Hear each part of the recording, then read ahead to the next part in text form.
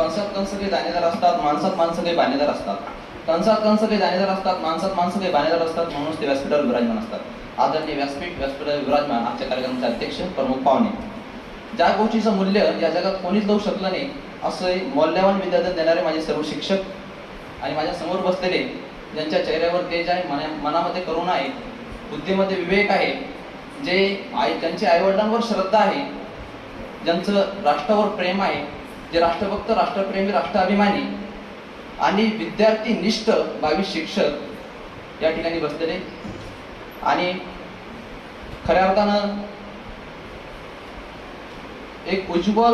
एका विद्यार्थ्याचं उज्ज्वल भवितव्य घडवण्यासाठीची एक शैक्षणिक संस्था 1963 साली पद्मश्री डॉक्टर रफिक झाकिरा साहेब यांनी या ठिकाणी आपल्या शहरामध्ये, आपल्या जिल्ह्यामध्ये त्या ठिकाणी छोटंसं रोपटं त्याचं लावलं होतं. आज त्या रोपट्याला या समोर बसलेल्या सर्व शिक्षकांनी योग्य खतपाणी देऊन त्या रोपट्याचं वटवृक्षातच नव्हे तर वृंदावनामध्ये त्या ठिकाणी रूपांतर केलेलं आहे. त्यानिमित्त या सर्व शिक्षकांचे आपण स्वागत करूया. खरं तर मला अभिमान वाटतो की मी अशा देशात त्या ठिकाणी जन्मलो की ज्या देशात गुरूंचं इतकं महत्व आहे आणि त्या देशाला जागतिक त्या ठिकाणी गुरु देश म्हणून त्या ठिकाणी ओळखला जातो. त्या देशात मी या ठिकाणी जन्मलेलो आहे. अगदी प्राचीन काळापासून त्या ठिकाणी आपल्या देशात गुरूंना अगदी मानपान दिला जातं, त्यांची अगदी रिस्पेक्ट केली जाते. आणि अगदी त्याचाच एक भाग म्हणून जेव्हा जेव्हा आपण आपल्या विद्यार्थ्यांकडे बघत असतो मित्रांनो, तेव्हा आपला विद्यार्थी जेव्हा ज्ञान ग्रहण करत असतो तेव्हा आपण त्या विद्यार्थ्यांचं नैसर्गिक निरीक्षण आपण करत असतो.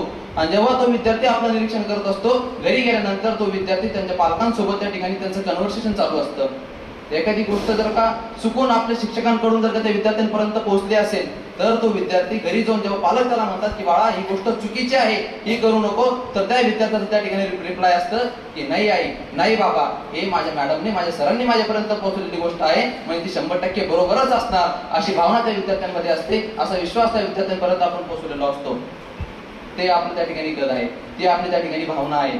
खऱ्या अर्थाने विद्यार्थी मित्रांनो, एवढा मोठा त्या ठिकाणी प्राचीन काळापासून चालू असलेला आपला प्रवास, आपल्या देशाला मिळालेली संस्कृती, एक शिक्षकांच्या माध्यमातून, एक गुरुजनांच्या माध्यमातून एक प्रेम, जिव्हाळा, आपुलकी जी आपण या समाजात पेरलेली आहे, त्या प्रेम, जिव्हाळा, आपुलकीला, त्या संस्कृतीला कुठे काळीमा फासणार नाही, त्या संस्कृतीवर कोणी बोट उचलणार नाही, याची भावना आपण आपल्या मनामध्ये रुजवली पाहिजे. मला राऊंड प्रश्न पडतो विद्यार्थी मित्रांनो, जर आपण सहज एखाद्या 5वी, 6वी, 7वीच्या वर्गात जर का विद्यार्थ्यांना शिकवण्यासाठी उभा राहिलो तर आपले हातपाय थरथर करतात. आपल्याला असं वाटतं कधी हा पिरियड संपतो. आपल्याला आई, बाबा, आजी, आजोबा, थेटपण जवळपर्यंत आपले सगळे झाड व्हायला लागतात की आता कसं होईल, कसा हा पिरियड संपेल. पण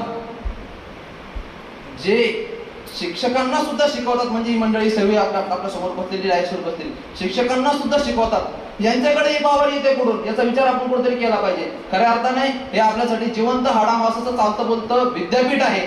यांच्यासाठी पुन्हा एकदा जोरदार आपण त्या ठिकाणी टाळ्या वाजवूयात. बघा, म्हणून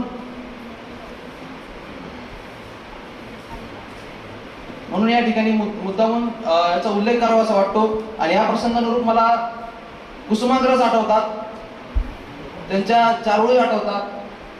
ओळखलत का सर मला, पाहत आला कोणी, कपडे होते करदंतले, केसामध्ये पाणी, क्षणभर बसला नंतर असला बोलला वरती पाहुणी, गंगे माई पाहुणी आली गेली घट्यात रावणी, मायर वाशीन पोरी सारखी 4 भिंतीत नाचली, मोकळ्या हाती जाईत कशी बायको मात्र वाचली, चूल विद्ली भीत खसली, होतं नव्हतं सर्व गेलं, आठवलेल्या डोळ्यामध्ये पाणी मात्र ठेवलं, चिखलगाळ काढतो आहे, पडकी भीत बांधतो आहे सर, सरांचा हळूच खिशाकडे हात जातात, पोरगा चटकनी उठला आणि पटकनी बोलला, पैसे नकोस सर मला, पैसे नकोस सर मला, जरा एकटेपणा वाटला, पैसे नकोस सर मला, जरा एकटेपणा वाटला, पाठीवरती हात देऊन फक्त लढ म्हणा.